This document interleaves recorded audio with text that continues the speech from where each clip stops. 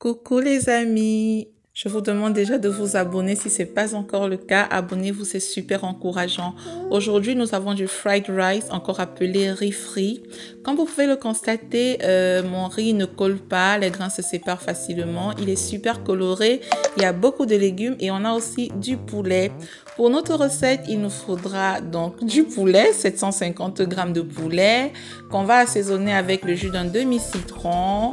On va mettre du sel, du poivre blanc, ça c'est de l'ail en poudre, du poivre blanc, voilà, on aura du paprika, on aura aussi du curry, franchement mettez-en à souhait et vous aurez aussi de la moutarde, ça fait environ 2 cuillères à soupe de moutarde, voilà. Et voilà, on assaisonne et on laisse reposer 1 heure de temps. Ensuite, on va faire frire notre poulet. C'est une recette super facile, c'est vrai qu'elle demande un tout petit peu de temps, mais vous allez voir, elle est vraiment super facile et délicieuse. Donc, quand vous ôtez le poulet, vous allez mettre directement dans l'huile de friture du poulet nos légumes.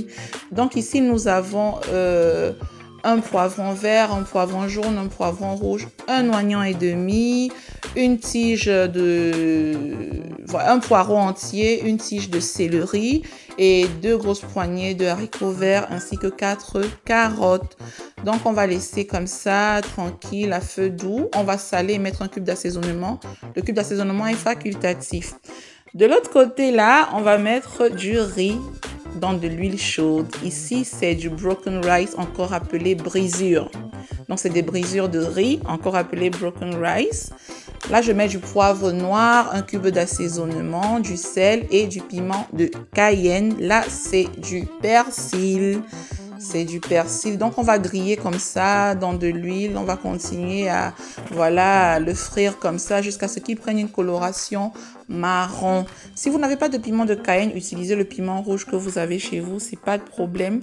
Et regardez, quand on a une belle coloration marron, on met donc notre poulet. On mélange. Et ici, c'est du concentré de tomate fait maison. Ça, c'est mon concentré de tomate fait maison. Je mets 4 à 5 grosses louches de concentré de tomate fait maison. Donc, on va dire l'équivalent de 250 à 300 grammes de concentré de tomate. Ici, je vais rincer le bol où j'avais assaisonné mon poulet. Voilà, je vais y mettre un tout petit peu d'eau comme ça. Voilà, pour bénéficier aussi des épices du poulet. Et je vais mettre comme ça, voilà. Je mets juste de l'eau qui suffit à porter mon riz à mi-cuisson. Il ne doit pas être totalement cuit. De l'autre côté, voilà, nos légumes sont en train de cuire tout doucement à feu moyen.